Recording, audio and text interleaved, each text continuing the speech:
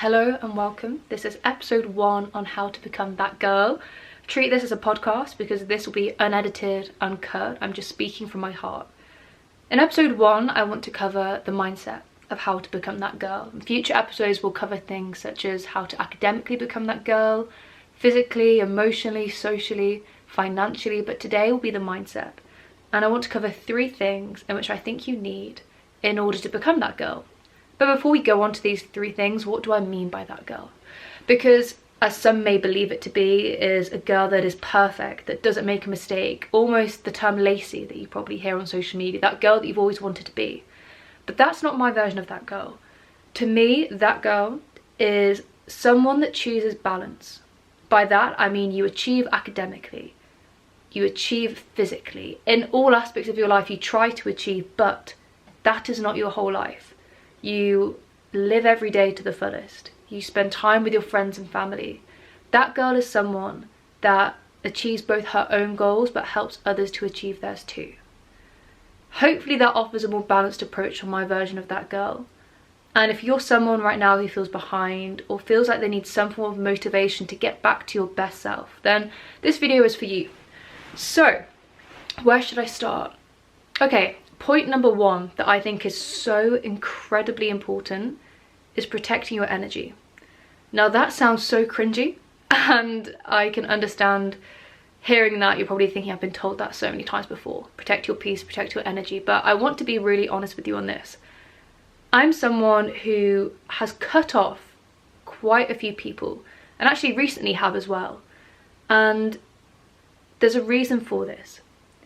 If you notice that you are surrounded by people who you love and you trust, but they are not giving that back to you, and you feel as if your energy is being drained, or you feel as if you're not the same person, you do not need to stay with these people. And especially when it comes to friends, what I've noticed is letting go is hard, and you can do it in a way that doesn't make you the bad guy. And a lot of people get scared to do it because they think it will cause an argument, it will cause distress. But what's worse than causing an argument is you staying within a friendship that is hurting you. If people are not going to support you and your dreams, you do not need to stay to support theirs. So when it comes to protecting your energy, what I want you to think of is, so let's say the 5 closest people around you, ignoring family. If someone was to say that you reminded them of one of those 5 people, would your first thought be that's a compliment, or would you take offense? Because you are meant to reflect the 5 closest people around you, and if you're not looking at these people as men or women that you respect or want to be like or enjoy being with, then you're not surrounding yourself with the right people. I personally would rather be alone than be with people that bring me down, but I am incredibly fortunate, and I understand this, that I have a family that I am so close to, that I adore, that even if I lost every friend in the world, I would have them. Not that I do, but I have, I would say, 5 very, very close friends that I really trust and I love and I care for. And I don't need more than that. I have so many friends that I love to see here and there, but I know in my heart that if one of those 5 friends was ever to do anything that betrayed me, as much as I adore them and they mean everything to me, you'd have to let them go. Because you can't be that girl, that best version of yourself that balances life, that has energy to put into herself and others, if you are being drained. So first thing is protecting your energy. The second point is, again, sounding very cringy, but it's something I live by, and that is progress over perfection. Sorry, my voice is crackling up, give me 1 second. So what I mean by progress is, nowadays, especially in social media, everybody wants everything now. They want the perfect body now. They want the perfect grades now. They want the perfect relationship now. And I think a lot of people also look at my channel and they go, okay, well, I want her grades now. I want what she has now. And what you don't see is the months and the years of sacrifice that I gave up studying, working out, eating well, that no one else saw but me, for you to just see the end result. And that's what I want to remind you of. Never chase that end goal. You have to enjoy the journey. I never studied to get the straight grades. I never worked out to look the way I do. I did it because I enjoyed it and I love to test myself. And if you can have this mindset of enjoying the journey instead of the result, life is so much better. For example, my study platform. I started it as like a passion project, something that I never thought would take up my whole life. And look at me, almost a year on, and it's bigger than I could have ever imagined, and it's only getting bigger. But I never went in with the intention of having it as anything more of something as a hobby. And that's how you need to treat it. Same goes for grades. Instead of looking at everyone else thinking, why are they getting the grades that I'm not? Instead, go through past papers. Why are you getting things wrong? What can you do to not make the same mistake? And you move on. Everything in life can be improved. It's not about getting it perfect the first run. It's about doing everything you can to slowly improve and make progress. So if you have a goal, this is what I tell the girls on my study platform.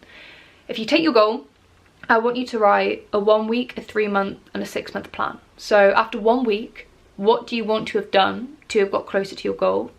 After 3 months, what's that next set point? Maybe it's getting a certain grade on a paper. Maybe it's running a certain speed. And then 6 months, you need to do the same. And the reason you set these time goals is you're no longer focused on that one big end goal.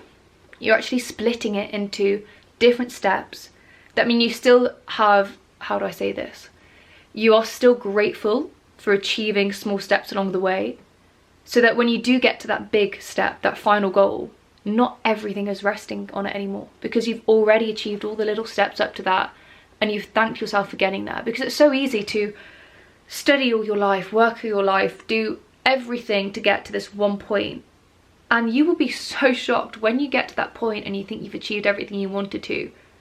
You don't wait around, you're already on to the next goal, and that's something that I think is really sad.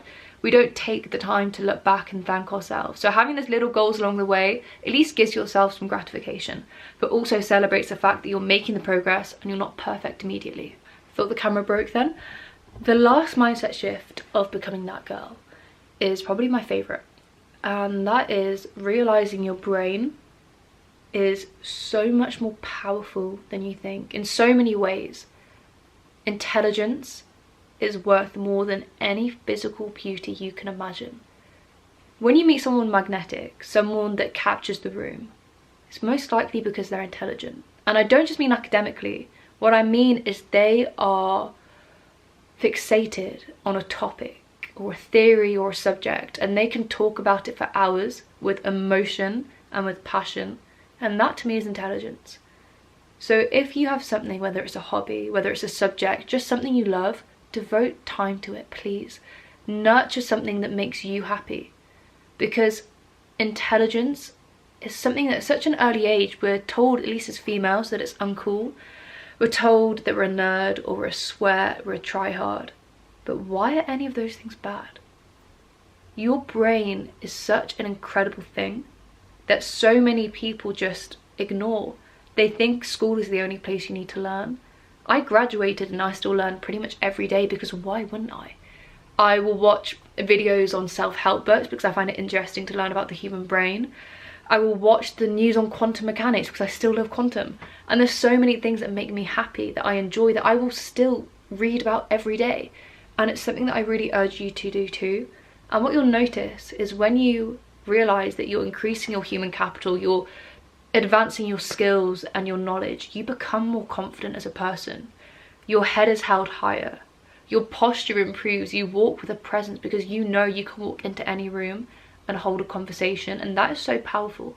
So value your brain more than how you look. And that's not to say we don't value our looks. I will do another video on that. But before anything else, your brain. Okay, that was a pretty short video, but those are 3 key things that will help you to become the best version of yourself. I hope that's helpful. If you like this series and you want me to do another one, let me know. And if you do, let me know what you want me to cover next in the That Girl series. I will see you soon. Have a lovely day.